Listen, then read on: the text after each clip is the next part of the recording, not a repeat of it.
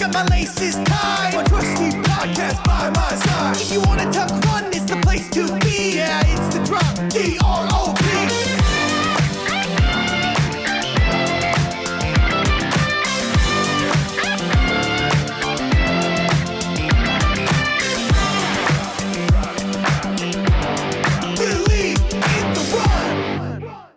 Hi, I'm Thomas with Believe in the Run. This is Robbie with Believe in the Run. This is Megan with Believe in the Run. This is Carl with Believe in the Run. And I'm going to start off this week's episode and just tell you guys how much I enjoyed last week's episode. You guys did an amazing job. Oh, did you actually listen to it? I did. And here's the thing. Just like the fans, you know how fans get we frustrate them because we'll be like, I don't remember the name of this. Adolfo was the name of the bartender at the... Frida's. Yeah. Was it Frida's? Is that the name of the bar that we went to? Frida's wife. husband. Frida's, second marriage. Remember, we were like Oh. Frida's cousin. Oh, okay. Robbie was just looking at me like he had no idea what was happening. I wasn't. I was thinking it was the bar we went to Sunday night. I'm like, that is not. Oh, yeah. But this is where you guys went. This Okay, was gotcha. Friday night. Gotcha. Wait, are you talking about the bar we went for food and we had to sit outside and they just didn't deliver? Oh, And no, Jarrett was losing his mind. That and was it was a fine. diner. It Yeah, was fine. It was. Yeah. No, All but right. yeah, Adolfo was the nice bartender. I know that people listen to the show and they're like screaming at the thing they remember something, and I was one of those people when I was like, you guys. But Yeah, but you're literally the only person on the planet who knew that reference. Right. okay. I was the number one fan that week. But no, you guys did a great job. I really enjoyed the episode. Nice. I think somebody commented on that, or was that you that commented? I think somebody commented on that episode with the name of the bar. Yeah, It's well known. It's like Oh, it is? It's a well known bar. We Oh, just okay. are all not smart. Okay. Yeah, that's true. Confirmed. Yeah. Memories won't argue poor. you have to admit the name of the bar though is a little weird. It's not like There's a story there. Yeah, but we don't know the story, so it'd be like saying John's Chicken Backyard Brick House, and you're like, what? Jimmy's Chicken Shack. Yeah. Yeah. What was their big hit? Jack's wife Freda. That's the name. Yeah. That's it. Okay. What was it? What was Jimmy Chicken Shack's big hit? I forget. I would never really listen to them that much, honestly. You know, one of the songs I hate the most from the '90s. What? If you want to come in, baby. Oh, But that's a good Spin song. Doctors? Yeah, Spin Doctors. What's wrong with that? Oh, I hate that song. I kind of do too. What? I hate It's so to, bad. I hate to tell you that one, but and I would walk 100 miles. Yeah, that song. That genre. The Pretenders. No, that was in the Chumbawamba people. Oh no, that's Wait, It wasn't the Pretenders. no, Maybe it was. I don't know. no, it was. You're right. It's not them. There was a genre there for a bit in the '90s. Oh, Of this. Proclaimers. Yeah, I Proclaimers. always get those two mixed up. Like that genre of like, almost like what would you call that? Well, there's like music? They Might Be Giants too, which is like it's like goofy rock. I don't know. That's what it is. Like goofy. Right? I did like They Might Be Giants though. Yeah, they at least provided some kind of like educational aspects to their Yeah. songs. Like that. That's how I know what palindromes are. Oh yeah, or Istanbul and Constantinople. Yeah, that's another one.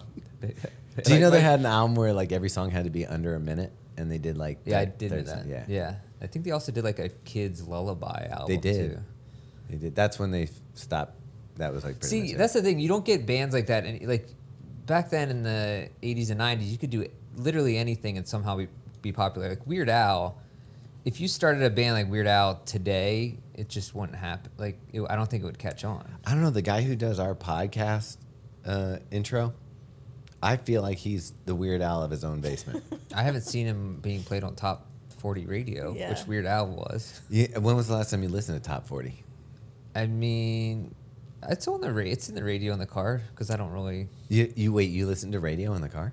Yeah, I mean, I don't. Well, one of my cars doesn't have like Bluetooth or anything, so I just listen to the radio. Like one time when I went into my car and I didn't have my phone with me, and I was like, I ended up trying to find a radio station, and I couldn't find anything that played like rock music. Oh, there's actually surprise. There's some good ones around here that play decent music. Aside from WTMD, there's a fair amount. But sometimes if I'm just listening to podcasts and I'll like put my phone, that sounds insane. because when you're driving on the highway, you can't really hear, and so I'll put it in, but put my seatbelt across my, where it goes across your chest, and I'll wedge it in there, and like listen to a podcast. But the problem is that it like starts falling down, like if you move at all. So I'm always adjusting it on my chest. Why don't you just do one earbud? First off, as you know, I've lost pretty much all my earbuds at this point. So, and I just forget to take them with me. So I'm just driving with a cell phone on my chest, pinned between the seatbelt and I me. feel like you would benefit from those old Victrola, like the horn that you put on the record. Yeah. Like you put that on your phone. Well, yeah, or just have it on the seat beside me, just playing a record. Yeah. That'd be cool. That, HFS I used to love. And then one day I turned it on and it was a Mexican station. Oh, really? Yeah, it did. You They could still love flip-flopped. it. Like it was No, but it still existed, but it went to another station. There's DC. I think it's DC 101. Yeah, They that's- play like decent. Okay. Decent rock music. Well, next time I'm in the car and I don't have any other form of I entertainment. do remember that happening, though. It happened overnight. Yeah. It was jarring. It was like you woke up that morning. Yeah. It was like rapid speaking Spanish, like you couldn't even keep up. Like, did you think maybe you were transported? Well, to no, another I time kept looking zone? at my thing, thinking that maybe I hit It was the broken. Seek button or something. Yeah. Like I still don't even know what the Seek button or Seek was does. amazing. There's Seek and Scan, but why would you have two words that Okay. start with S to do almost the same Seek thing? went directly to a signal. Scan would go to the signal, but only stay there for a second, and then move on to the next. Right. But it's so confusing. It's like, why would you have two Nobody used Scan. 4-letter S words? No one's using these at all anymore, except for you. I probably have within the last month. If you're traveling, you do need the Seek button. What do you Like, mean? You just use your phone for all the music now. I would, but if I was like, say, at a rental car, and you don't have your phone hooked up to it, The worst is when you get it mixed up and you actually do Scan, and then you're thinking you did Seek, And you then- like it, and then it and then all pauses, of and you're a sudden like, it this is goes away. good, and then it changes, and you're like, what and do you I do? can't get back Because there's no backwards on the No, scan. there's no yeah. rescan. You gotta like. That would be. They need to have a rescan button. Yeah, someone next. If you're a car engineer, can you make sure for the next round that we put in a backwards scan button? We need that. Some obsolete items. I mean, all this could have been solved if you just give me a tape deck in my car. 8-track? In my car still. Every car that I've gotten into, you can attach your phone to. So yeah, I think somebody stole the cord out of my car. So it's literally a cord that you need. Yeah. Okay. But it's not just the cord. It's like the cord to the new USB-C, which not like the regular headphone cord that used to be, Yeah. Universal-ish. 1/8". So, did you remember using a cassette with a cord on it to plug into your CD player so you could listen to? It was the CDs? best. That was peak car audio because you could get A better Pioneer, quality. Pioneer face removable. Yes. deck.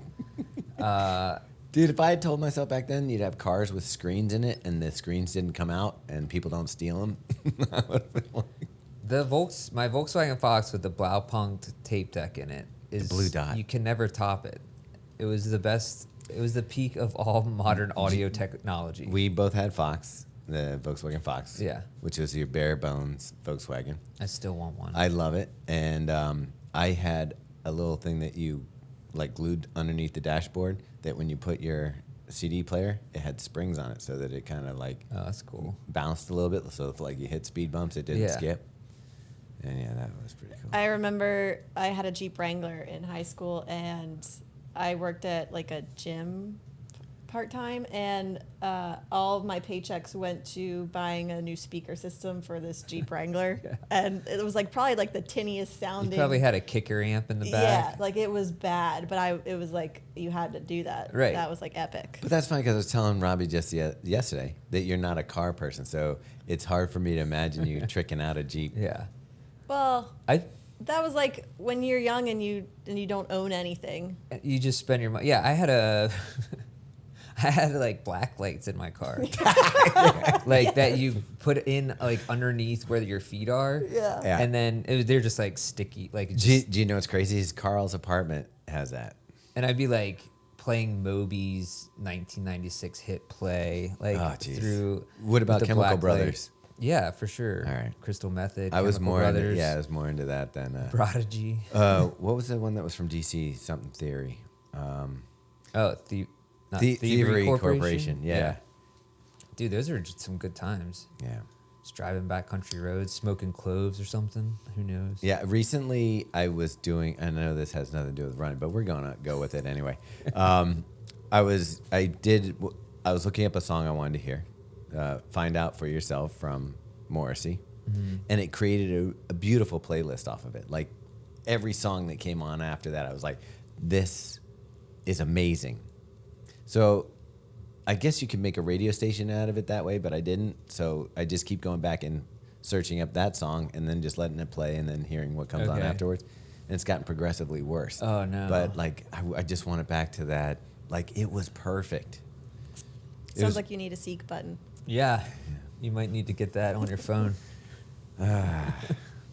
Anyways. All right. Well, that was a good intro. So you guys are in peak, almost Peak. almost. We are not in peak training for the JFK 50 miler. I mean, we're technically in peak training, but we are not. I mean, in this peak. is the peak, right? My peak.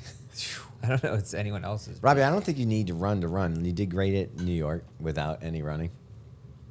I mean, 50 miles might have a word to say about that. But it's not all running. That's true. You're gonna do some walking, some high-fiving. some walking.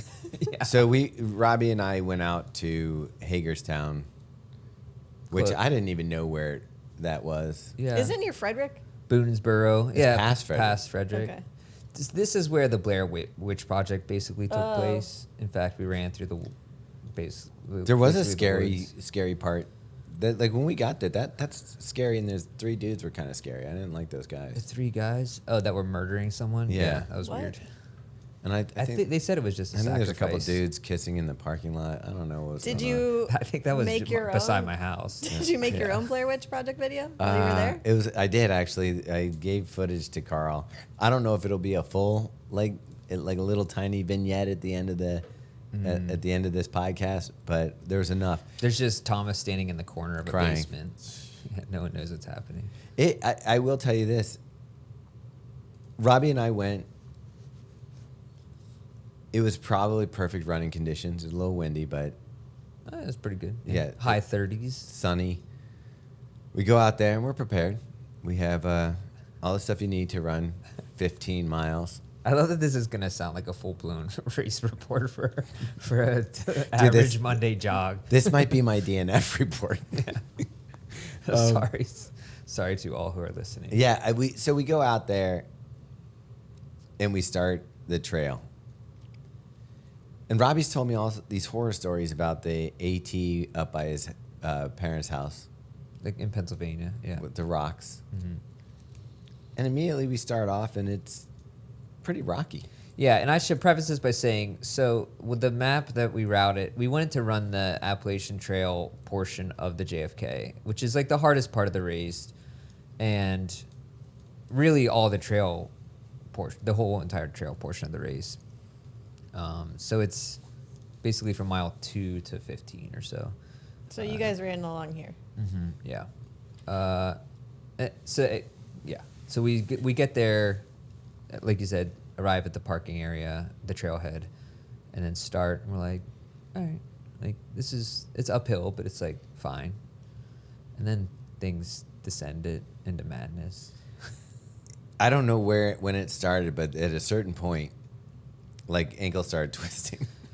And I knew it was gonna suck because, well, obviously my ankles are horrible. If anyone has listened to this podcast before, but also the leaves are all off the trees at this point. Yeah, So they're hidden. talking about 2 inches of leaf fall. What do you call it? Leaf litter.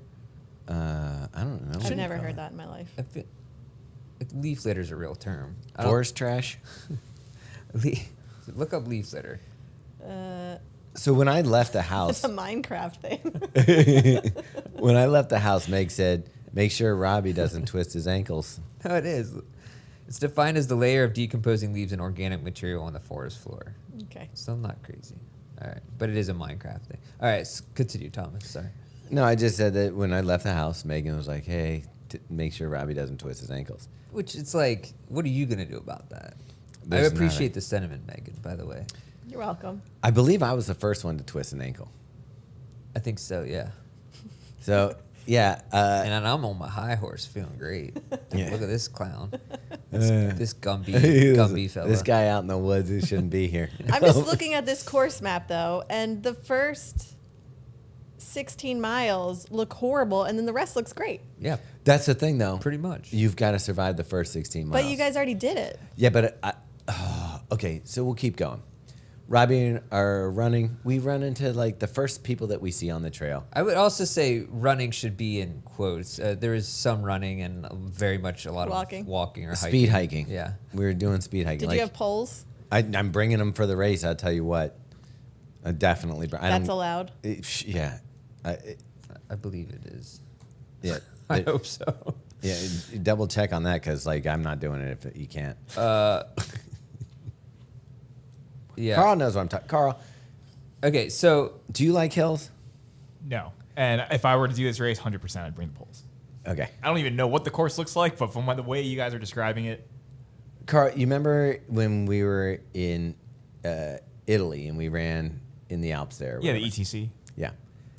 That was a pleasure trail compared to what this is. That was like beautiful, like smooth, like, just Yeah, gorgeous. the terrain was pretty smooth. I will give it that. This is like someone took jagged glass and threw it out in front of you every 10 feet. I love how I've heard this description of this specific part of the course like 15 times now, and every time it gets a little worse. It started out as shark's teeth and then dragon's teeth. dancing on short. Now we're in teeth. glass. What's I'd rather be on glass than shark's teeth and dragon's It's teeth. just, I like how it's evolved. Yeah. I'm trying to Sharks think and of other dragons. shitty things that I can bring up. and I know if you're like used to running these trails and you're probably used to it, but and then maybe it does come down to if your ankles suck or you're a seasoned trail runner. But like compared to just your average trails in around here, I think, and maybe it might be complicated by the leaf. These made Patapsco look like a joy walk. Yeah, I think it might be. Maybe it's complicated by the leaf fall, but I feel like it's also just it kind of sucks. There wasn't enough space between the rocks to have a nice footfall. Right. Like when you were running, your foot was always tilting one way or the other because you were landing on uneven surface no matter what. And the degree of how far the rock was sticking up made a big difference in how much you were getting tilted. And then you had to make sure that your foot was clearing the rocks. Because like what kept happening to me is even when I didn't twist my ankle, if I wasn't lifting my feet high enough, you'd catch a toe on a rock. Yeah. And it would send you like flying. And like I was running in the Hoka Tecton X3 because it has the booty on it, booty upper, and You know, Robbie loves the booty. I do. And then, but you'd also had the Prodigio Pro, which is a bit unstable, I think. Dude. Like, so it's a really good shoe to run in, especially road to trail. But it can be pretty wobbly. It was definitely wobbly. Yeah. I think you rolled your ankles at least 8 times. I think so. But I mean, And that was just one of them. The worst- Your right side. yeah, like I just kept folding my ankle and having to grab trees as I was like launching myself into the woods. Robbie though, the one that I saw from the back, so I was running behind Robbie, and there was times when we were running, and I was running behind Robbie, and he's about to go over like a log or something, so he's like going to plant his foot to like jump over the log, and I just saw his foot fold right as he was like planting. Nice. And Robbie, like you cleared the obstacle that you were trying to jump over. Yeah. But then he like just sat down on the ground. That was actually a pretty bad. I had one earlier, and it was like, it hurts, but it's whatever. And then that one was like, It was did sideways. not feel great. It's pretty stiff today. So does not feel good. The wind was blowing, like tremendously blowing. Like leaves are falling. Robbie's got this not two-sided tape. It's got tape that it's like a thin, I'd say it's maybe an inch thick. Mm-hmm. An inch wide. Inch wide. And it had like an adhesive back that he had to take off. Mm-hmm. So the wind is blowing. He's trying to keep it from sticking to itself and remove the backing. The problem is it's like a stretch. It's Luco tape, but it was the stretchy. So I thought I had ordered just the standard like it doesn't stretch at all. Yeah. Like wrapping tape, but it was stretched. So you know how when it stretches, it's like very easy to like fold and like Yeah. stick. Yeah. So it's like, yeah, wind's blowing. This tape keeps sticking to itself. I'm like, oh, I'm getting so pissed. Yeah, And I'm like, I thought it was gonna melt. like, so then I asked Thomas to hold it, but then he's doing that thing. You know, like when, I know this from having a dog, you know, like when dogs are like their collars are getting wrapped, like their leashes are getting wrapped up and Yeah. they're trying to like spin around each other. Yeah. Thomas is trying to help me. There's like the backing's coming off, the tape's one direction. Like our arms are like doing that thing where you drink champagne together, like at a wedding or whatever. This is on video, I think. When your arms are interlocked. Yeah. And that's basically what it looks like. Dude, if someone would have walked up on us on the trail. Well, the best part was Robbie finally goes, okay, it's taped on. There's literally like one band under his foot and one band around. It was like his ankle. one Like wrap. that didn't do shit. Actually, surprisingly, it did. It actually, I got it 2 times around the ankle. It did help. All right. Like it felt more secure. But it was, yeah, a terrible. So then- and it's like, maybe I should have just done this in the car on the hour and 15-minute drive there. Like that would have been That would've made been this more sense to do. But of course, like it's like physical therapy when you're a runner. You think every time you get injured and you do your physical therapy and you're like, I'm good. I don't need to keep doing this exercises. And then That's for losers. I'm not going to get injured. And of course, every time I'm like, I'm not going to roll my ankle on the worst terrain known to man.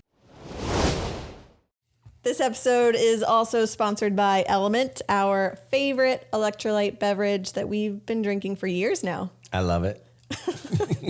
That's Thomas's favorite thing about it is he loves it. I do. I'm addicted to it. Like if you could drink 5 of those a day, I probably would. Is lemonade still the top flavor? I don't know. Robbie's got me on the mango. Mango chili's Chili nice. it's like that's where I'm getting kind of confused because I'll have a lemon one. I'm like, okay, I'm kind of getting tired of lemon.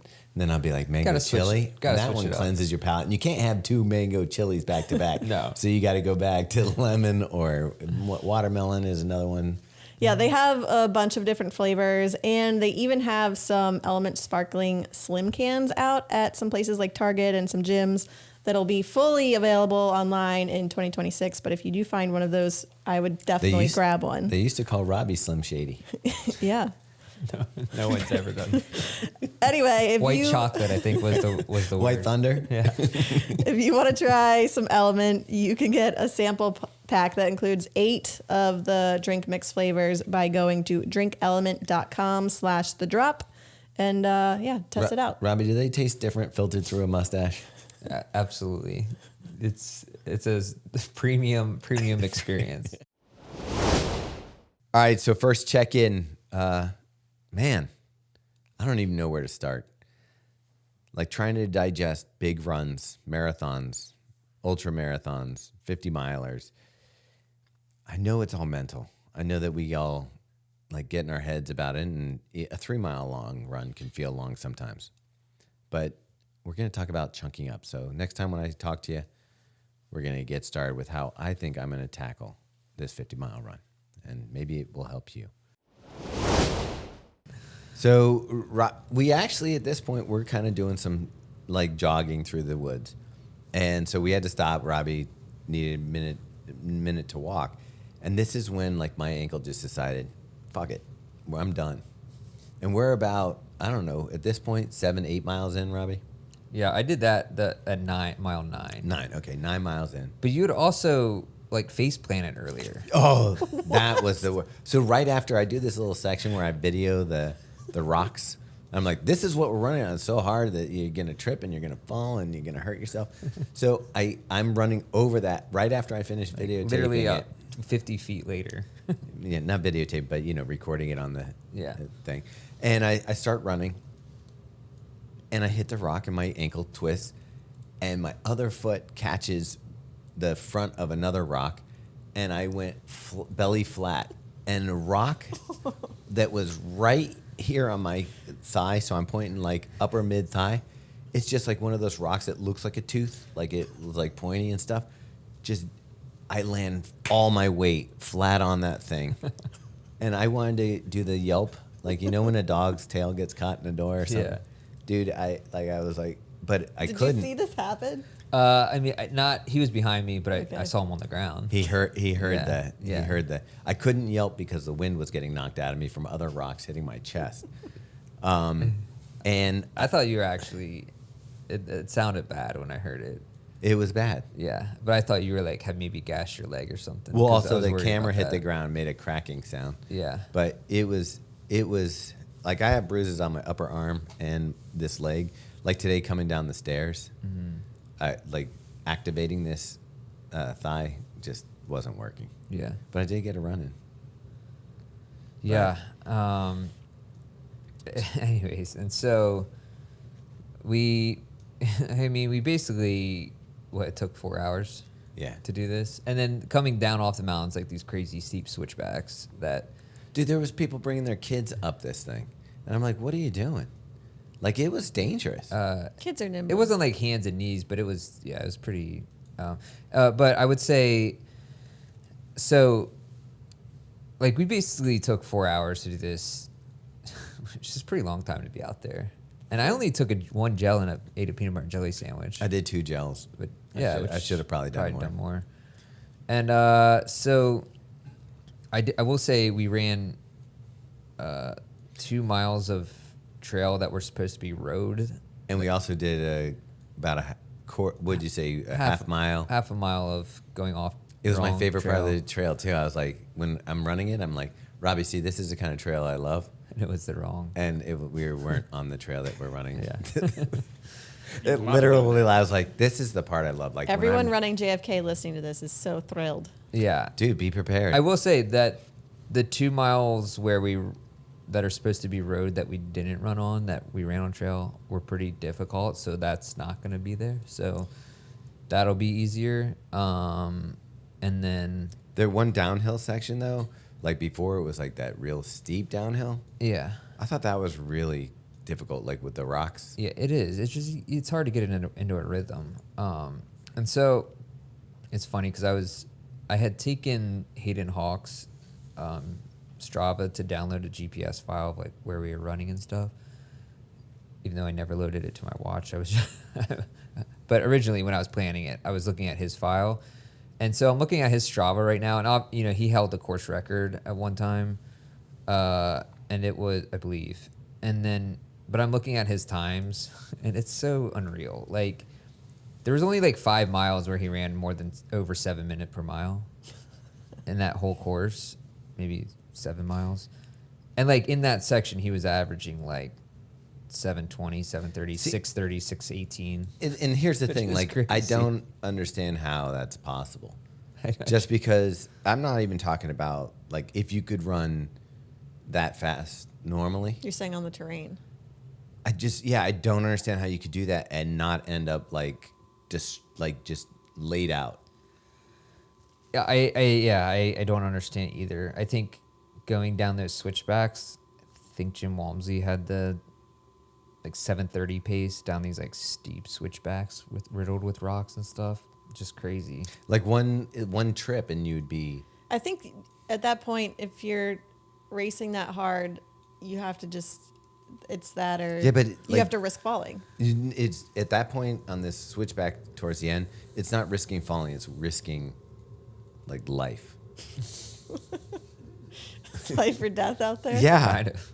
I don't mean, know, it's you could pretty- drop 20 feet. And It gives you so much more respect for people like who were doing the FK Teal on the Appalachian Trail, like Scott Jurek when he was doing 60 miles a day on that crap. Like, Yeah. that was my thing. Like, Robbie's 100% correct on this. In my head, 3 thoughts kept going through. I want to get off this. How did those people do this? Like, I can't imagine. Like, thank God I don't have to do this for, like, can you that's down here in Hagerstown, and you got to go all the way through Pennsylvania up and keep going. yeah, it's at least hundreds of, several hundred miles of that. And I the Scott Jurek book, where him and his wife did, I don't remember them saying how shitty that trail is. Like I that. do remember him saying something about the Pennsylvania portion, like it was pretty tough. And then it just keeps going. Like even when you get in, but then you get in the White Mountains in New Hampshire, which are even more insane, but just different, like bigger, steeper, and boulders and stuff. But Yeah, he's it's definitely. Did you figure out why we have an Appalachian Trail? I forget why. We should. I didn't look it up. Like yet. there's easier ways to get around. Yeah. Like the dumbest person in the world figured out this route. It looks like somebody proposed like a super trail along the East Coast in the 1920s, and then I think they just started hacking away and said, He's like, let's find the hardest freaking way to go. Yeah, I tried to make a dad joke in the Uber ride. So we got an Uber ride back to our car, and I tried to make a dad joke that just did not land, and I was like so disappointed because I thought it was a good one. It was bad. It was no, so not yours bad. was bad. The audience was bad. So our driver, he's like, "Oh, how's it going?" I was like, "Pretty good, but man, somebody must have like thrown a bunch of rocks out on that trail over the weekend because it kind of sucked." I was like, horrible. And he dad was joke. like, he's like, what do you mean? Someone like You think somebody somebody went actually up did? there and Oh, And I jeez. was threw a like, rock? And then Robbie's like, I have to explain my joke. yeah, it was, Which is the worst feeling ever. I just was like, can you just drop me off right here? It was like Just end the ride. End I'll the get ride. a different Uber. 30 seconds Well, down the road. Okay, what I love though is we finish the section. We get to the parking lot where Robbie's calling an Uber. I'm like literally thinking, maybe I shouldn't do the JFK 50 like this. I don't like this. There's no reason I should do this. I hate this. My ankle hurts. My thigh hurts. I don't want to. Somebody's going to make me go back out there and do this again. I don't want to do it. And Robbie's like, this Uber driver's had 7,000 rides in the past. He's like, do you realize that's like 10 rides a day for 7 years? 2 years, but yeah, that actually is kind of amazing, right? 7,000 rides, doesn't that seem like I've a had lot? a pretty high amount of rides, like drivers. Really? Yeah, like 10,000 more. Wow. Yeah. I thought being out there though, kind of in the middle of nowhere. That's true. I don't know how. I was like worried we were even gonna get an Uber. But Yeah, how do you make a living? out there? Meanwhile, I'm having this existential crisis. Robbie's like, can't believe it. You can do the math there. It's like 10 rides to a day. I'm like, well, maybe there's bars up here and people don't want to drive drunk. I feel like that's exactly the place where people just Right, drive no, drunk. that's what Robbie said. I think this is a place you could drive drunk. Yeah, I think you get booed if you don't. But then, so we're like 2 miles from our car, and we're at we're basically at the start. So downtown Boonesboro, where it starts. And then I'm like, yeah, I think this is the road we have to go up to get to our car. So he takes a right. I'm like, yeah, this is the route we have to run. It's like, it's just uphill for like, and I'm looking at the like phone on his that he's using, and I'm like, there's no way that distance is real. Like he's like, we've been driving for a while, and like it still says a mile left, and I'm like, dude, this is crazy. Like I did not realize we had not even done the uphill portion of the race really, like because it's the beginning is basically 2 miles up a mountain. Yeah. It's I was like, What's the elevation on that 2 miles? It's terrible. I was like, this is gonna be so bad. Yeah. Well, it I don't looks know like why you I'm go doing this. I from really don't. 600 to the almost insurance. 1,800 between miles 1 and 6. Yeah. Yeah. So it was probably close to, I'd say like at least half of that, maybe 2/3 of that is what we didn't run.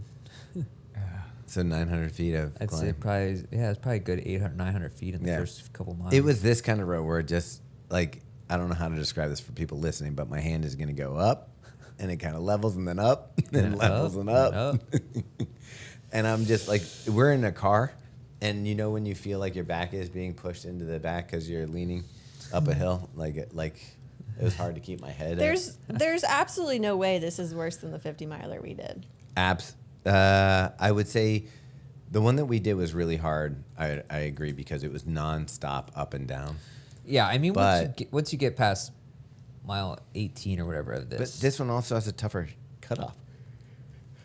True, but let's be honest, like, we did the hardest part. It's front loaded. All the hard stuff's pretty much front Right, loaded. and I didn't feel like running anymore when we finished. Like, Carl, you know how you... Oh yeah. Did you want to run anymore when we did that? Absolutely not. Right, that was... I don't even want to walk. I'm like, get the Uber over here. Imagine that was just the beginning. Yeah, I know. Of which thing? When we did the thing in Italy. Like, The ETC. Oh, okay, yeah. What was that? Was that 13 miles? No, that was like 7 miles or something. It was the 10. It was like the 15K actually. No, it was like 9 miles, I think. Okay, 15K. 9 miles. Yeah. And I didn't feel like running anymore. Right. This one, you would just be getting warmed up. Yeah, that's like your start. Yeah. Yes. Ooh, I'm so glad that you guys talked me into doing this. And now I'm looking at. Dude, okay, I'm sorry, but I'm just looking at the one that we did. Yeah. The Show that to Robbie. the first 5 miles is as bad as the whole race for you guys. Yeah, but it didn't have any rocks. But Which one was Yeah. this? The Thomas, North you'll be Face. fine. California. North Face. I was also a lot younger then. That's true. I was so dumb back then. Oh man, I'm looking at the last. Meg and I ran in brand new shoes. yeah. out of the box. North Face, and this isn't when North Face made decent shoes. Yeah. My feet hurt at mile 3. Oof. That okay. I'm looking at mile. I told Robbie this Oh, sorry. when we finished the 50 miler with Meg. Meg, usually you've seen her videos of New York where she's waving onto the crowd, and then later that night she's dancing in a bar and having a good time. We did the 50 miler, Megan, and it was funny because we weren't married yet, and I had at one point thought about getting engaged after the 50 miler. That would have been such a mistake. And Your life could we have been finished way the, different. We finished the 50 miler, and Megan was a miserable. Yeah. And then we go back. I remember texting my sister at like mile 45, and I'm like, I need vodka. And then when we finished, I was like, I couldn't eat or drink anything. I just felt She ill. brought these little champagne cans. And like my whole body hurt, and I just laid in bed by myself doing nothing. So for, yeah, like, so we finish up. Meg's in. We go back to the hotel for us to shower and stuff. Meg just crawls into, like, you got into the shower thing. yeah, I did take And a then shower. you curled up in the fetal position in the bed. And I was like, do you want to go get a drink with your sister? And she's like, just leave me. This is where I live now. And so I went out with her sister Jackie. We got martinis at this really divey place. But yeah, it was the worst I've ever seen Megan after any event in our life. And you're wondering why I didn't sign up for the JFK 50. I think you would crush this, actually. Well, never know. You would. You would. You Once you got into definitely- that flat stuff. Once you get past the first 18 Yeah. or whatever. Yeah. I mean, now that I just compared the course map of JFK to the Marin one we did in Marin, I'm like, yeah, You think I'll be okay? you're gonna be fine. Oh, jeez. It does look like. I'm worried. I'll tell you honestly, I am not 100% certain that I can make all the cutoffs. As long as you get to mile, what is that, 15? He's like, you don't, can. don't. You can do. You get to 16, you're golden. You're gonna be running with Lynn. He'll give you mental support. He is like a little cheerleader. He's also been there for all my bad runs. Maybe you shouldn't run that. I love you, Lynn, and I hope that you want to run still with me on this. I think that we need to do some sort of pack though, like if it's the last 10 miles and someone has a chance to. Podium. Yeah, podium. You just leave the other person. Like, I don't want you to let me win. No Connor Mance Yeah, no. and Clayton here. Yeah. Yeah, we're the Connor Mance and Clayton of amateur runners. I ran on the treadmill this morning because it sucks here in Baltimore. And Wait. Not all the time. just today, this morning, the real feel, the wind was too much. What I was was the not real ready for feel? it. 24. Yeah. It was. I have to say, it I know wasn't everyone that in bad. cold places are like, oh, but I don't care. It was windy and I didn't like it. I liked it on the way back when the But wind my was point was, I put on the Chicago Marathon and I was watching Connor Mance, and like he just literally hands his bottle. I know we've talked about it, but like just hands a bottle to this guy, and I'm like, were they even friends? Like, They knew each other. Yeah, we covered it in the interview. Okay. Guess what else? So Megan is in. If you watch the recap of the 2025 Chicago Marathon. Chicago Marathon, who was with you at that bridge station 1.5? Megan and Sarah and Robbie. Okay, Yeah. you guys are in the video. I only saw Megan because I was just looking for Megan when they go through that section, but you're in it. And then this morning, Megan's on the treadmill, and I'm getting ready to go out and do my run. Meg calls me over, and she goes, look, and I'm in the... It's Thomas coming through the wave When they do with the start. everyone on the video footage. And it's like... It's, of which in Chicago. Oh. and it's like pretty clear. Yeah. I mean, you were right in the middle. like the race, the actual race. Yeah. Coverage. Oh wow. Like Okay. actual, Okay. yeah. So we are all in the coverage of... I also saw That's cool. Mike Kafuzi. Oh, he's in there? He's like at one point running along with Of course. with Connor and them. That makes sense. Yeah. But yeah, there was a lot of dudes with cameras holding pace for like a decent amount of time with like a giant video camera. Well, I don't know about a giant video camera. I was really proud when we were in Tokyo that I was able to do like, I did like 3 blocks with those guys. I don't think I could do 1 block with the dudes. You can. No, You you can. could. Maybe. You ask Robbie. Robbie and I, the only reason I ever attempted this was because when we were doing the project with, Jordan. yeah, Jordan, Robbie ran alongside him. I was like, oh, we can keep up with them. And so then the rest of the trip, I was like, all right. And if you're just doing a block or 100 I guess yards. it's like a stride. It's for some reason you could.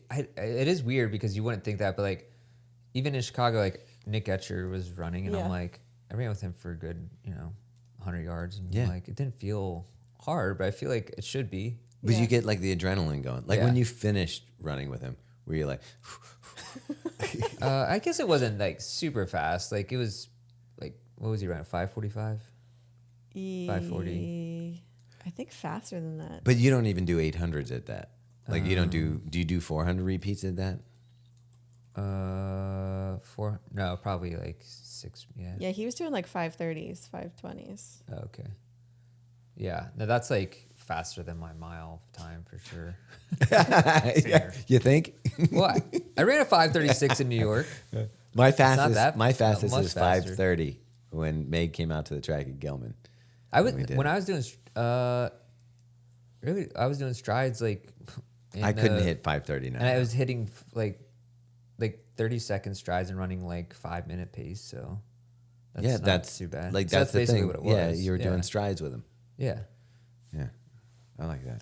Dude, that mile in New York, the 6th Avenue mile, that is the most weird, uncomfortable I've ever felt in my life. Like, because I've never raced a mile. I don't even know what you're supposed to do. I just think that you have to run as hard as you possibly Right, can. yeah. And I remember coming through the halfway mark at like 5 flat pace, and I ended up running a 5:17, and I was like, I couldn't catch my breath at the end, and I was like, my whole body felt like it was tingling, and I was like, I'm not a short distance person And at all. then didn't you have to do a workout afterwards? Yeah, my coach had me do a workout.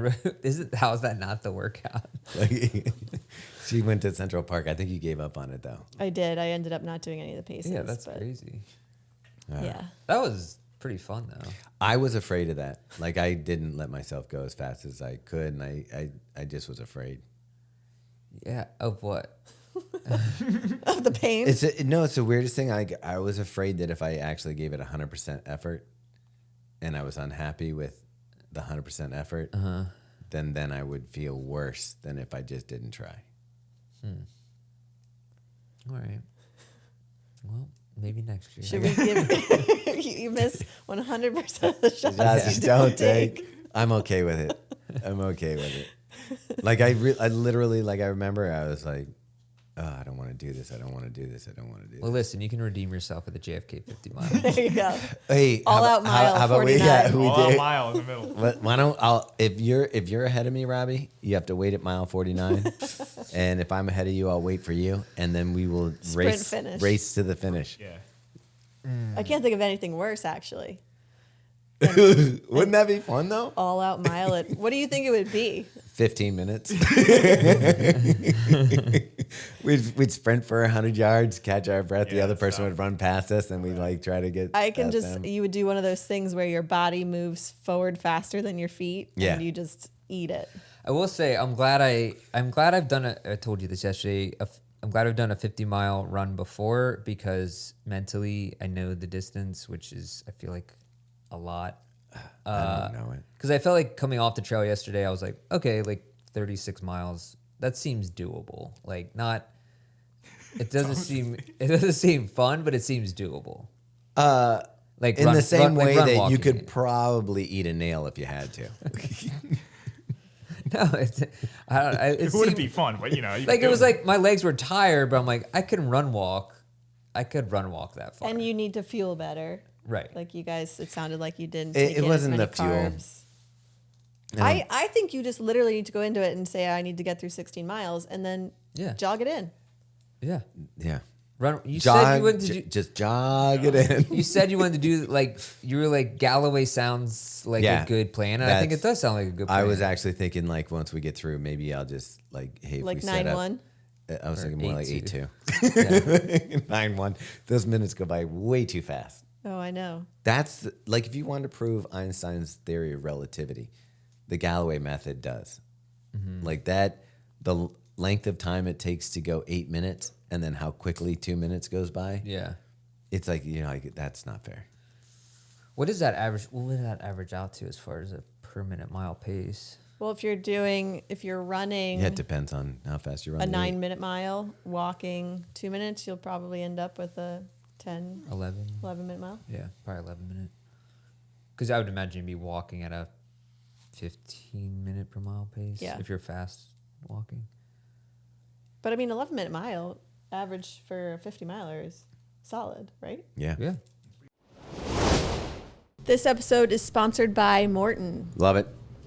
Yeah, we've been using MAURTEN for all of our training, all of our racing. We all used it at the New York City Marathon. I even used it yesterday when I went on a trail run with Robbie. Robbie said it was too soon after New York to be guzzling down the MAURTEN, but I made it work. May have had some PTSD from subsisting on MAURTEN for 4 hours. But the top 2 men and the top 3 women at the New York City Marathon are all MAURTEN athletes. Tell me Eliud Kipchoge wasn't using it with his fancy shirt. Of course he was. Helen O'Beary used the bicarb system, and Sharon Lokedi used it before the race.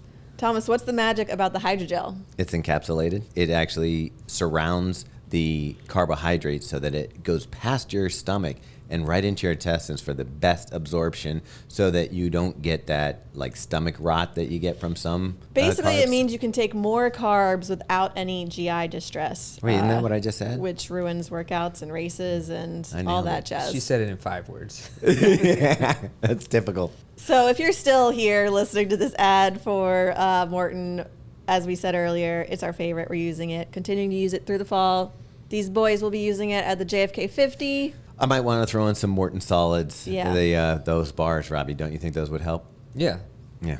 Anyway, you can go to maurten.com and use the code BELIEVE15 for 15% off your first purchase. Rock on. Good eye. Second check-in. Megan loves it when I use my accent. Anyway, we're talking about chunking. So I think what I'm going to do in this particular race is the first part is obviously a trail portion. So I'm going to chunk that up. And then once we get off the trail, I'm going to break up the next 37 miles or whatever it is into smaller pieces.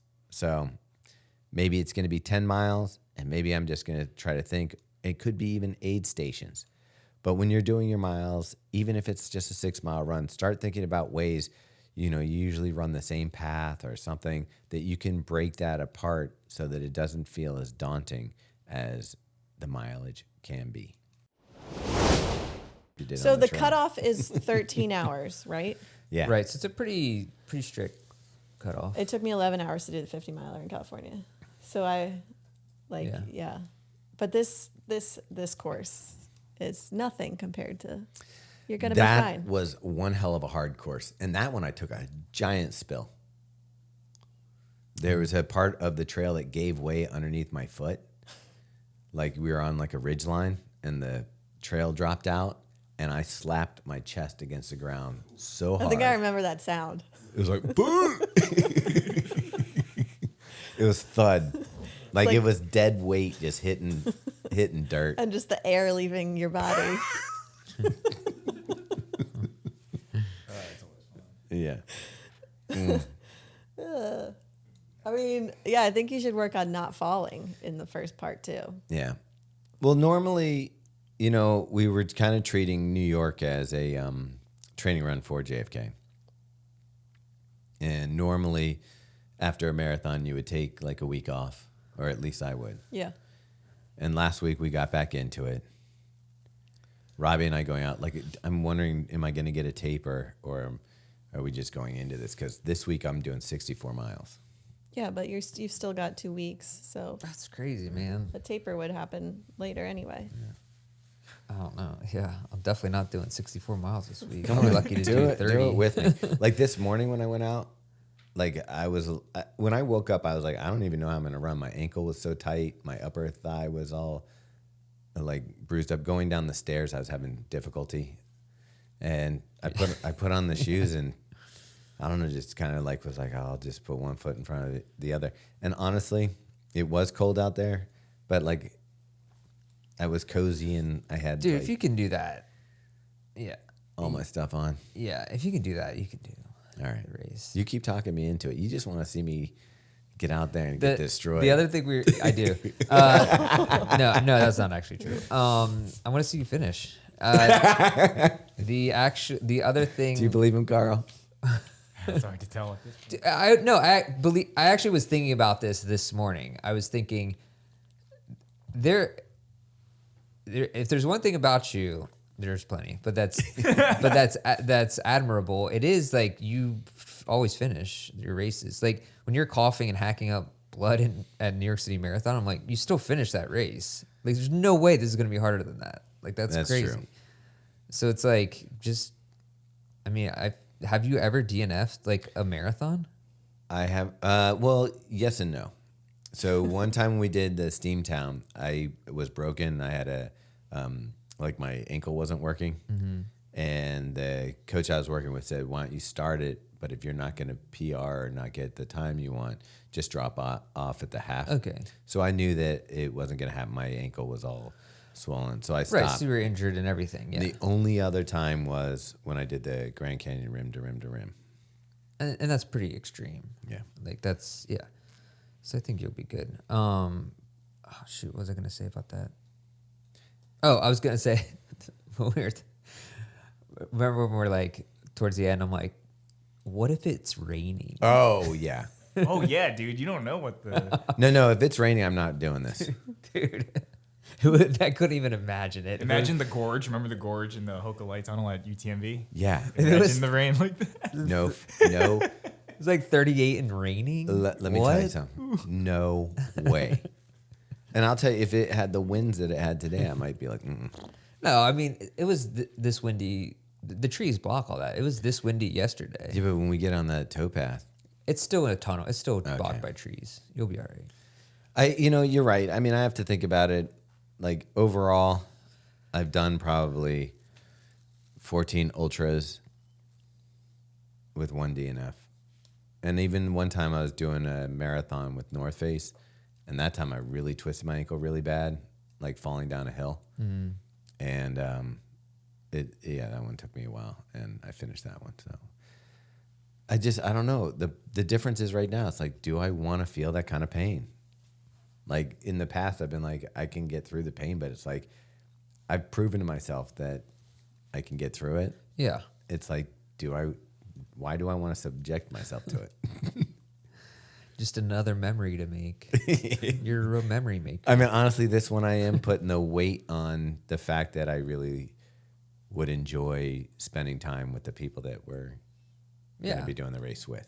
Yeah. I think you just got to think back to why you even bothered signing up in the first place. Because Robbie was like, hey, I'm signing up for JFK. Okay, I'll do it. There you go. And then I bought insurance.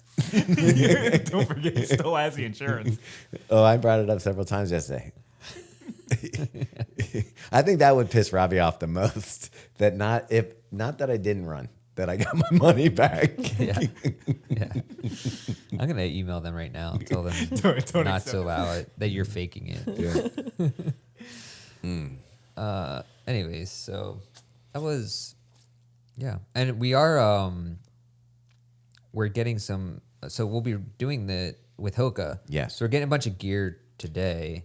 Oh, do you know it's coming today? Do we get tracking? Yeah. Okay. What's the? We're getting such a good kit. I know you'll wear multiple shoes, but what's like the main one?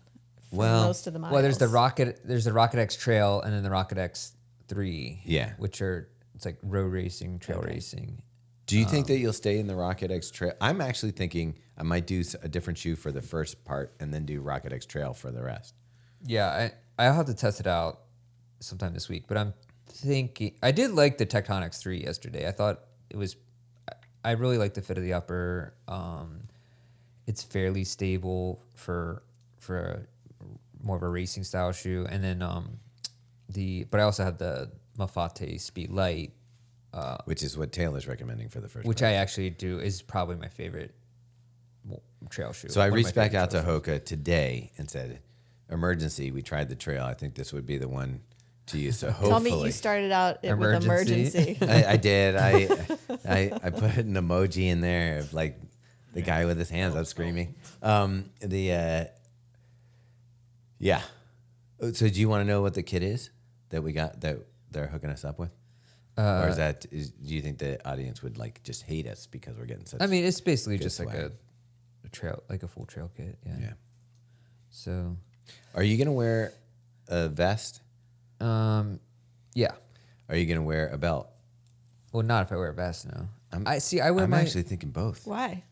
Because in the vest, like the belt, I don't like putting trash back in the belt. Like yesterday when I had the Hoka windbreaker jacket on, and it has like a chest pocket. So after I had Mortens and stuff, I would put the spent wrapper into my chest.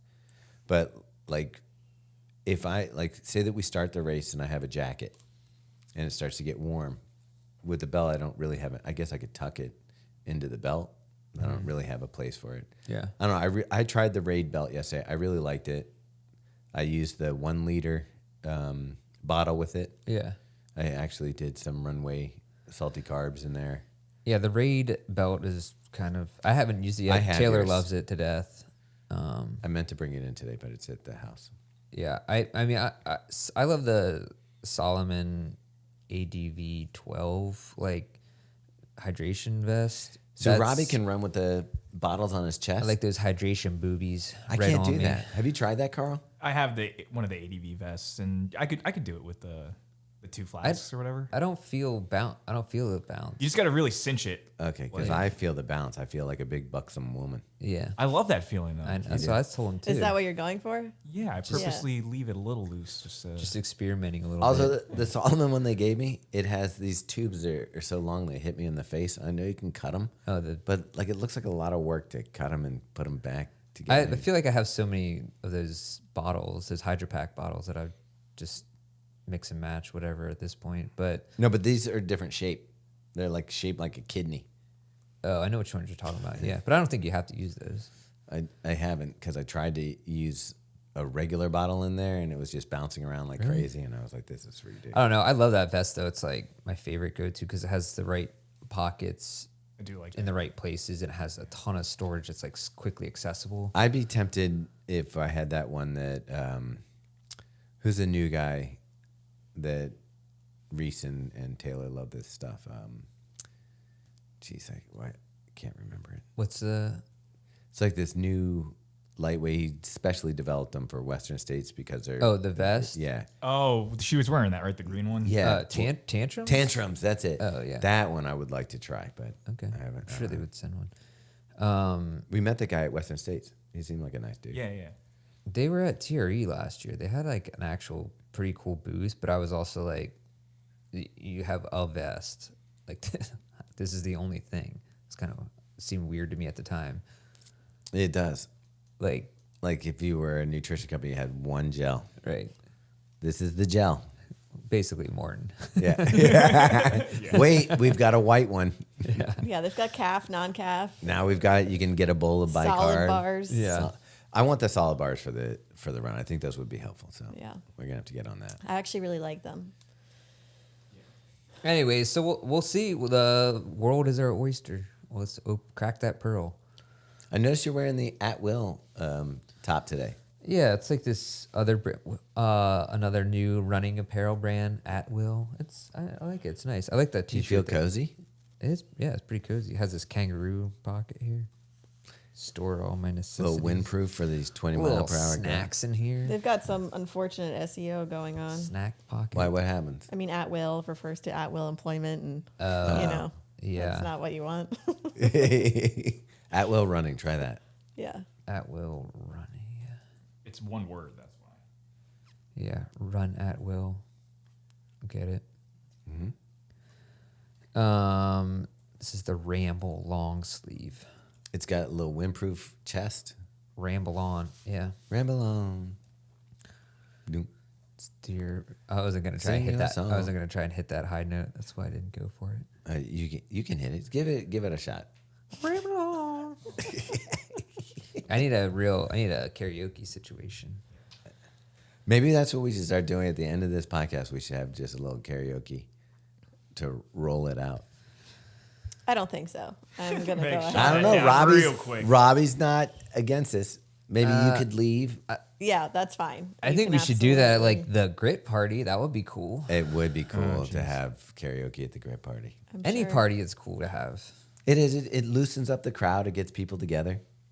It also like makes me uncomfortable, especially in the beginning when someone first goes out there and it's like no one's really paying attention. That's when and you hire a pro to start it they're off. not good. And Well, you got to serve drinks first. You can't just Yeah. do sober karaoke. Like Yeah. that's Facts. too much. yeah, I wonder if there's a place that does sober karaoke. That- It probably is. and I would cringe the whole time. Like an NA. Can you imagine an NA bar? With You know karaoke? they did that in yeah. Horrible. They do like morning raves. Have you seen that in like New York? Yeah. Like the they don't drink or anything. They start at like 5 a.m. and they just party That was like that and coffee dance. and chill thing. I was gonna you say, guys is that did. basically that event that we Yeah, but it's did? more of like a rave. Like it's like there's lights, it's Really? a light show. It's in a dark basement. There's a DJ. You're dancing like it's a full on club. But then you're done by like 7 a.m. Then you go to work. Like after And that. it's straight edge to like no drugs. Well, it'd be hard to Pretty go much, to work yeah. all. There's no chance. I'm If you're going to on- work. I don't know if after you're a on Wall rave. Street. I guess you can.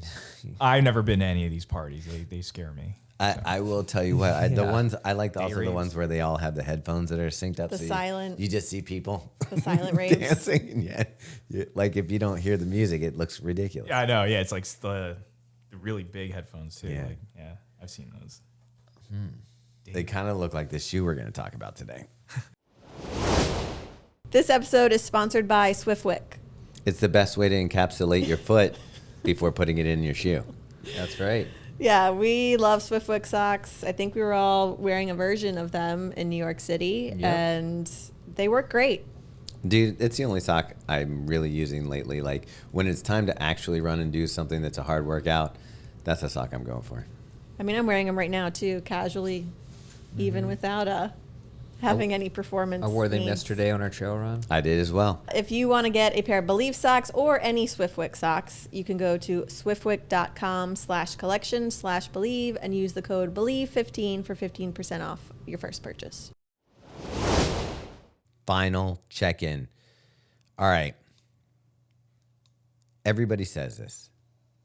You know, if you've only run a 5K, you're like, I can't even imagine running a half marathon. If you've only run a half marathon, you're like, I can't imagine running a full marathon. If you've run a full marathon, you may be like, I can't understand doing a 50K or a 50 miler. And it is really weird what your brain can do when you know that you have to keep going. So maybe challenge yourself. It doesn't have to be an ultra marathon. It doesn't even have to be a marathon. It could just be a distance that maybe you haven't tried before. And gear yourself up, get yourself psyched up. Maybe try to hit a new mileage goal and see how far you can go. Yeah, they should. Do you want to get into this? I guess we can. Yeah, why not? All right. So I have to first disclaim, when I first saw this shoe, I thought there's no way this is going to be a good shoe. I thought it looked like a sex toy or something. Okay, wow. Sure. For the longest time, I thought that they made a typo on their foam because I thought it was supposed to be called super foam, but it's just soup foam. Supa foam. Supa. Super foam. Super foam. I think it's like that. The Super bad. in the new Ninja Turtles. There's a Superfly. He's like the villain. I think Yeah. it's basically like that. I'm sure someone already has super foam, which is why they didn't do it, but it looks crazy. So we should probably tell them what this shoe is. So tell them. It's the R.A.D, which you might want to just call RAD, running UFO. It's their first shoe. Well, it's the R. Is it the R1? It's the R. Wait. No, R1 No, is this is the our UFO. friends That's at a Mount di- Coast. No, they have an R1 shoe too. Oh, I think their first shoe may have not been This a hit. is their debut Right. super trainer. Right. And it's not out yet. This isn't out yet? I don't think it's not on their website. I think it is, though. I think it is. Is it? Yeah. I think you can get I'm this. looking right now, like at all their products. There's like 3 colorways. There's a white one, an orange one. Oh, this is And a the bright pink one. Sorry, Yeah. this Is- linked right to the R1 page. My bad. Okay. So yeah, this is a super trainer. It's the Super Foam, I guess is what it's called. Is Dual layers of foam. yeah, dual density PEBA. So they're saying the top layer reduces fatigue, and the bottom layer delivers, quote, explosive energy return. Yes. I think they're getting a little hyperbolic with some of the descriptions, but what I can tell you is I went into this shoe thinking I wouldn't like it. I tried it and I really like it. Like, I really, really like it.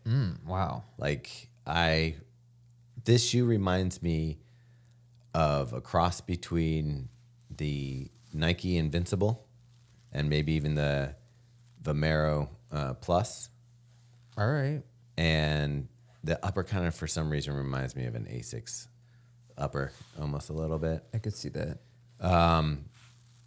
But yeah, it just feels great. And the more I run it, the more I like it.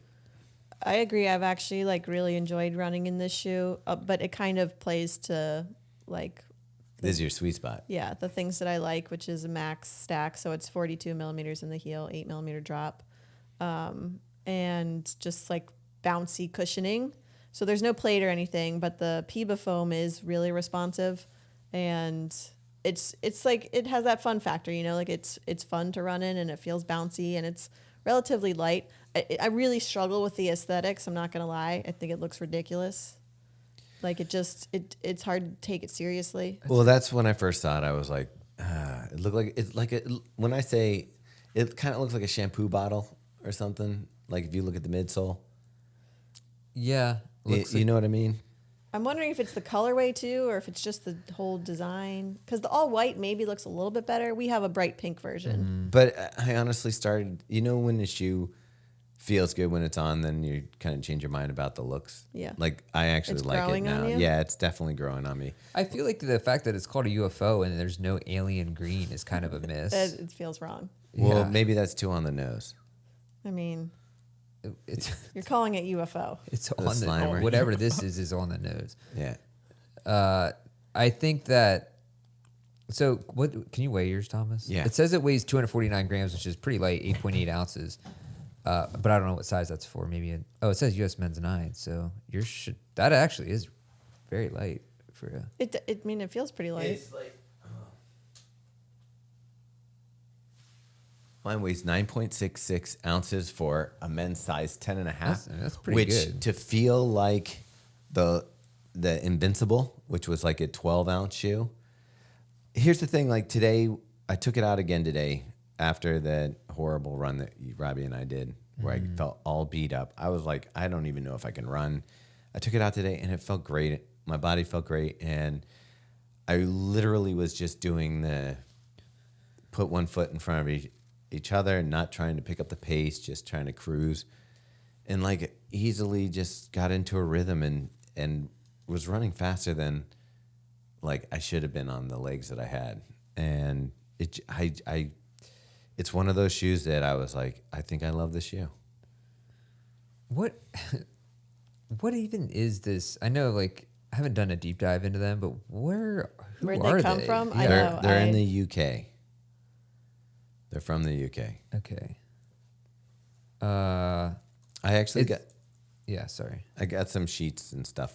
Ben, who's the founder, Ben Massey. You said sheets, and I literally was thinking you got, like, Bed sheets. Bed sheets? appetizer. No, like, sheets. I'm so hungry right now. Oh, you got like the mozzarella Yeah. sticks. Dude, now you made me I hungry. was like I'm thinking of pretty the hungry, too. appetizer sampler from Sheets. Oh man. So RAD stands for Rally Against Destruction.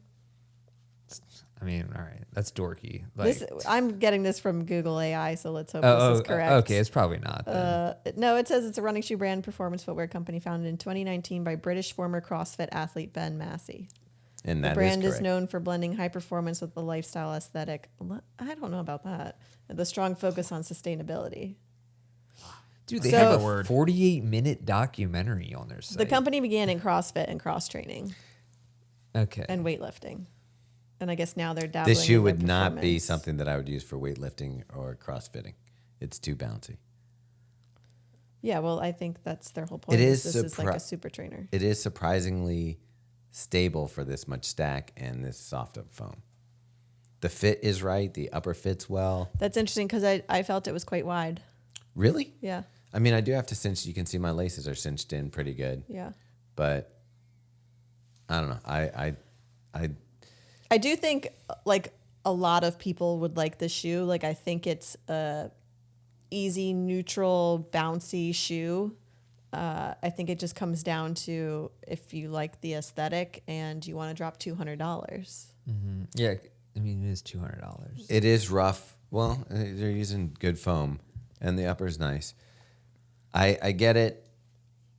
Like, I almost wish you had a pair too, Robbie, because this to me, like, This is not a Robbie shoe. he loves the Vomero Plus. I do love the Vomero Plus. Okay, maybe it is a Robbie shoe. I think that this is that max cushion that Robbie would love. Yeah. Okay.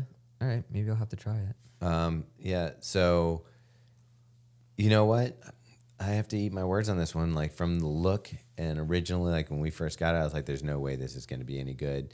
The thing that kind of changed my mind is we ran into James Osborne and his wife at the Chicago when I was picking up my bib, and they're going to carry it in their store, The Exchange, In Nashville. in Nashville. And I was like, "Really, you guys like it that much?" And she was like, "I love it." And I was like, "All right, I'll give it a shot." And so that's when I came back to Robbie. I was like, "Hey, get me that. If you can, get me that shoe to try." And Robbie delivered. Yeah. And here you are with the pink beauties. And this is one of those shoes that I already have enough miles to do the review, and I keep going back to it. Okay, man. That's how you know you like That's it. pretty good. Yeah. Might end up might sneak into the year-end list. We'll see. I'm going to give Robbie one other thing he's going to love about this shoe. Okay. You know when you wash your socks a lot and they kind of like they go from white to kind of a dingy color? Yeah. This upper matches it perfectly, so it makes those socks That look. actually is. It's the dingy sock Yeah. look. This matches my old socks, and so when I put them on, I was like, "Oh, they make my old socks look good." There's this Tracksmith sock that like they like literally just is designed to look like an old gym sock. That feels so Tracksmith. Yeah, and they're actually really nice in terms of quality, but it's just ridiculous that they look. If you told me that they made a holy sock to make it look worn and they I were would say selling it that's for from $200, no, I would believe it. No, I'd say that's satisfying. Yeah. They got Moth Tech for their socks. Yeah, it'd be like Let me see if they still sell it. it'd be ripped up at around the top here, like from pulling it on too hard. I actually don't think they still sell it because I think it was such a ridiculous concept. Like it was from Dirty, it dingy was from like sock. 2 years ago. I think it was a wool sock or something, but it looks like a dirty gym sock. All right, Carl, what do you think of the look of this shoe? Yeah, I don't know. It's all right. Like, if you saw it on a shelf, is this the one you're going to lean towards, or are you going to go because you know Nike and the colors are a little more mainstream? Yeah, I mean, I think in an all white, it might look pretty good. Yeah, they have one too. Is it yeah. all white, or is it dingy sock with a bright white? I think it's actually dingy sock with a bright white. Well, I like the dingy sock. I'll take the dingy sock. Yeah. Yeah. Dingy sock. I'm telling you, it made me feel good about my socks that I don't bleach. Yeah. Did you know I bleach my socks, Robbie? Like Like when I do a white load, I put bleach in. yeah, I think we did talk about this because I still don't, as a 42-year-old. Know how to use bleach. I'm Yeah, we 43. definitely I'm talked 43. about this. Yeah, don't know how to use. You have to dilute it. We had this whole discussion. It seems complicated. I'm always. I'm Wait, worried. you I'm have to gonna dilute ruin it. I'm worried. I'm But- gonna ruin stuff. You don't understand. The other day, Megan hugged me and she goes, "Your shirt smells good." I'm like, "It was bleached." You're smelling the clean smell of bleach. And where do you pour it into? The There's bleach a- dispenser. There's a part of your washing machine that has like a little holder for bleach, and there's like a max fill line. Even in and the then you don't have front to, loading machines? Yeah, Oh. and then you don't have to like do the whole diluting thing because it does it for you. That seems very futuristic to me. Yeah, I've never. It's I do the amazing. pod, so I never even open up that dispenser. Okay. And, yeah. And real quick, I know we already talked about this, but I obviously did. Dude, wasn't if I listening. can preach this all day, this is what I want. And people. so, does it have to be with a white, Yeah. load of laundry? Yeah. yeah, you don't want Otherwise, it. your stuff's getting. But what if lightened? you have a white sock with like blue stripes? No, on it that's or fine. whatever? That's fine. Why is that fine? Because it ignores it. Sentient bleach. Well, knows first what's off, happening? if you have a blue stripe in your sock, it's probably polyester. So it's not an organic. What you're really trying to hit here is the cottons. Polyester's impervious to I mean, it's plastic. So here's the benefits of bleach to me. One, it whitens. Two, because it is somewhat of it destroys fabric a little bit. It softens it. So like if you have a white shirt that you're constantly putting through a bleach wash, it breaks down the fibers. Yeah. So that's when you get that thinner, softer cotton. Okay. So I like that benefit. 3, the smell. I know if you just smell bleach, it smells horrible. But on fresh wash stuff, like especially through the dryer, and when you pull it out, it just smells super clean. Yeah. And so that's when Meg the other day, I had this shirt on. You're like, this smells good. All right. Yeah. I'm convinced. I'm gonna have to. And they're wider. You're telling me Kimmy is not into any bleaching of any laundry? No. And I will say, here's what sucks is like, I try to keep things separate because I'll have some. I don't like when white T-shirts especially get dingy, so I try to separate them usually. But then you're separating not just whites, but also because you run a lot of merino, it's like then you got to separate the wools into delicates, and you're separating this other stuff, and before you know it, you have like 4 20 different piles. cycles of laundry. Yeah. And I you just know throw what? it all in. And then you enjoy your day because here's the thing: who likes getting a basket of jumbled up crap? When I get my bleach wash, I'm just like, oh, let me fold these, hang these shirts. I'd like to hear a second opinion. That has literally never happened. Wait, you've never seen my whites? You never see my whites. Yeah, My I whites do. disappear. They go right back in. No. If laundry is done, it sits in a clean basket until I fold it and say, put this away. That is not 100% true. That's 99.9% true. And I don't know if this happens to your house, Robbie. Here's how laundry gets done at our house. A pile of it gets done. Then it gets from the dryer, it goes into a basket. We've also talked about this before too, but yeah, continue. The basket kind of moves from right in front of the dryer slowly into the hallway. Like it goes, and then it's like in the middle of the hallway, which is my indication of I'm sick of this shit. Pick up your laundry.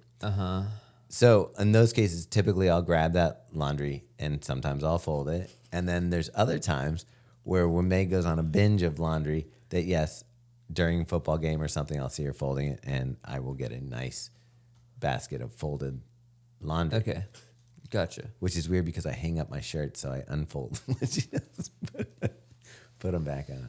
Yeah, imagine being one of the T-shirts that gets to be hung and not folded. It's like how good do you feel as a T-shirt? Thinking, I get to be hung up. And you're looking at the other people all packed into that drawer. It is a hierarchy. Yeah. I have my T-shirts that go in the drawer, which are the ones that like, say I got home today and I did a little workout or something, and I was like, I just need a shirt for a couple hours. Yeah.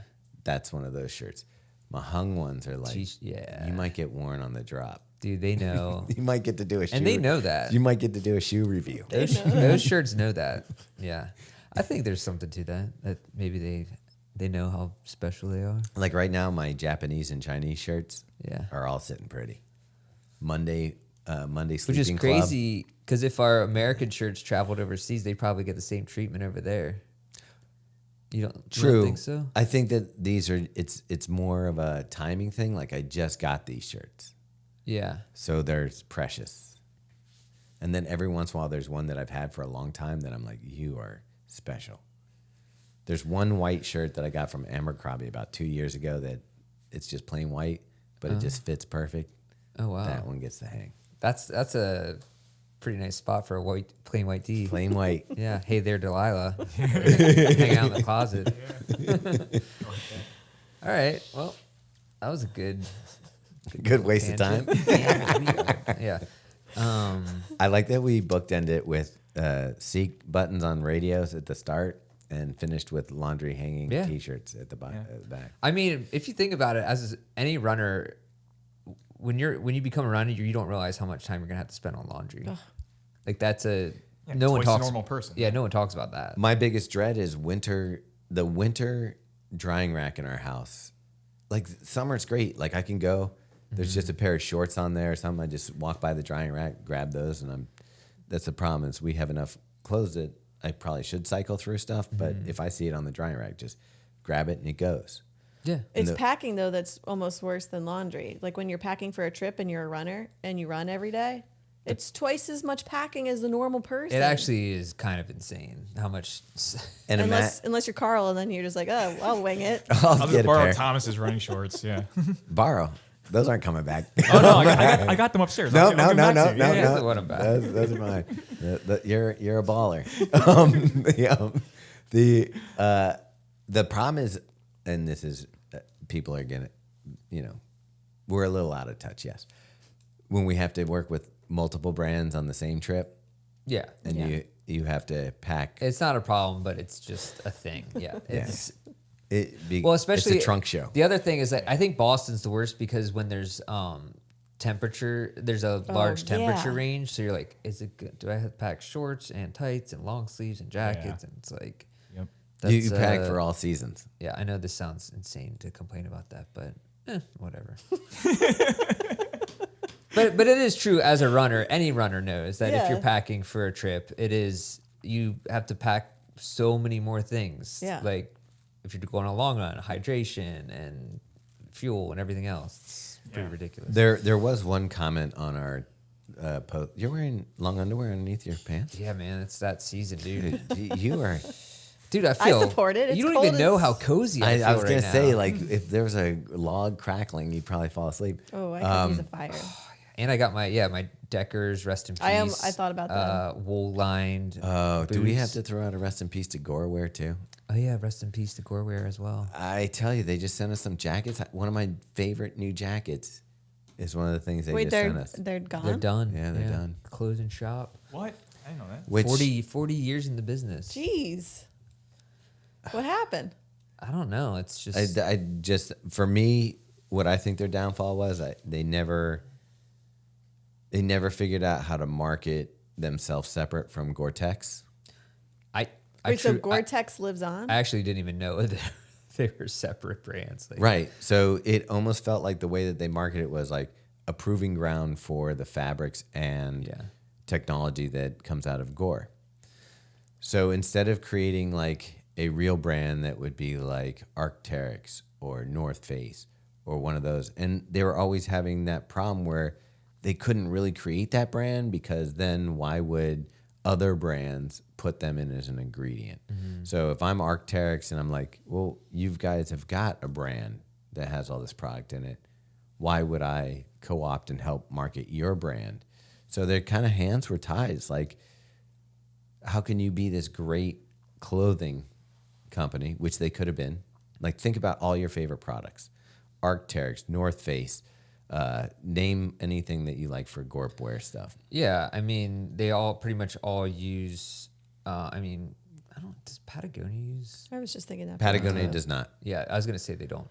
But Wait, so many- you're saying a that lot of Gore-Tex lives on? I mean, Yeah, Gore-Tex the is going technology. nowhere. The technology's there, but the clothing line is. So right, so like I mean, yeah, any of the Gore-Tex shoes, Nike Peg, Gore-Tex, like all those are great models. The Vomero yes, waterproof one.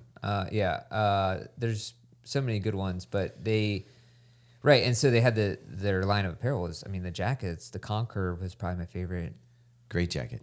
running rain jacket I've ever worn. That rain jacket that we have, the Yeah, green one with the Conquer. I yeah. love that It's thing. crazy. And then just recently they sent me like a furry one that has like the windstopper inside. Maybe it was all the PFAS lawsuits that they had to settle. I don't think I think that would be on the Gore-Tex. Yeah, Gore-Tex I side. know, it's not the same company. I really think their hands were tied with like creating product and branding that product against while trying to get into being an ingredient company and other yeah. things. So And they were also more in the cycling world. as They were far big in as, cycling that was originally, yeah. And so maybe with the rise of a lot of other cycling brands and stuff like that. yeah, but again, I feel like that's marketing. Yeah. Right. But we love what you did. So rest in peace to them, and it's been a couple months, but to Deckers X Lab as well, which had some of the sickest comfy footwear I've ever I'm seeing it worn. leak into other stuff though. I Aren't see they? people. What's that other brand that they're kind of?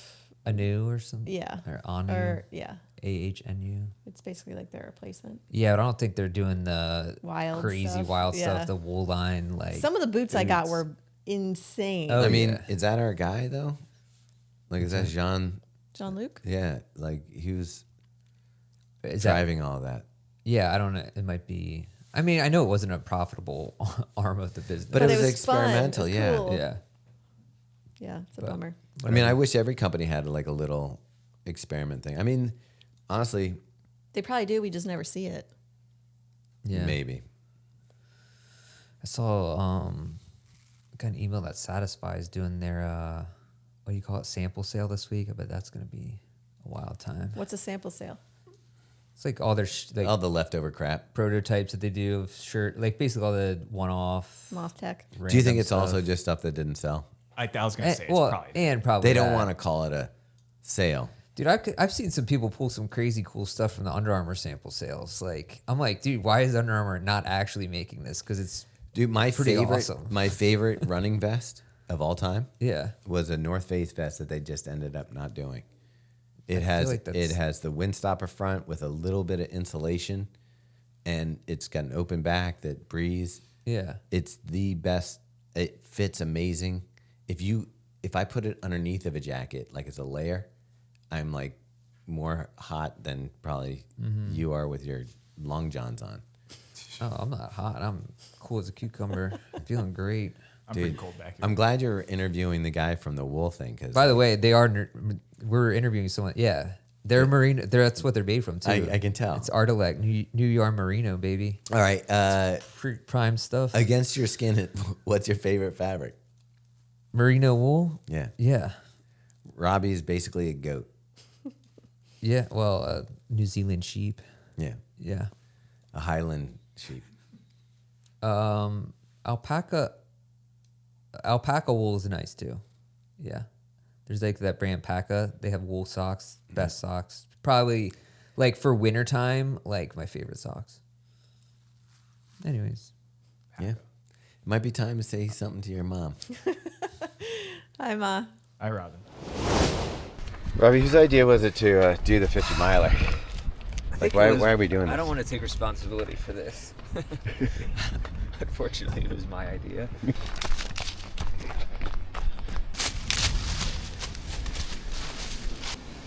How's your MAURTEN, Robbie? I think New York City, too close to New York City. Yeah. It's going down, but not.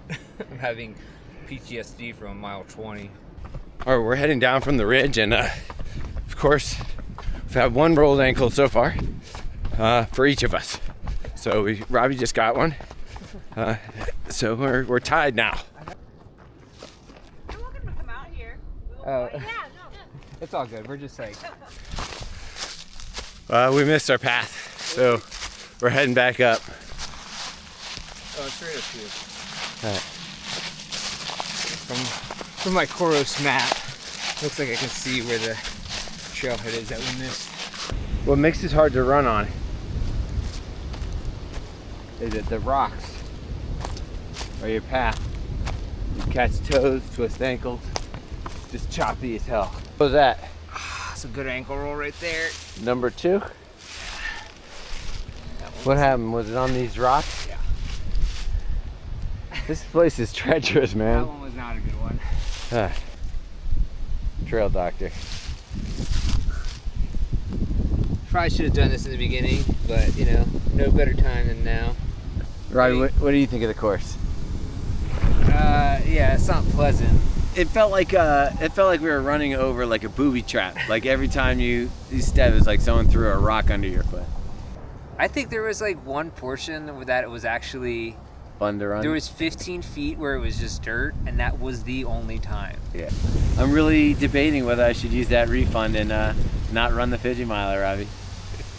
I mean, I won't judge you. I will judge you a little bit. Yeah. Stretch, got my laces tied. My trusty podcast by my side. If you wanna tuck run, it's the place to be. Yeah, it's the drop, D-R-O-P.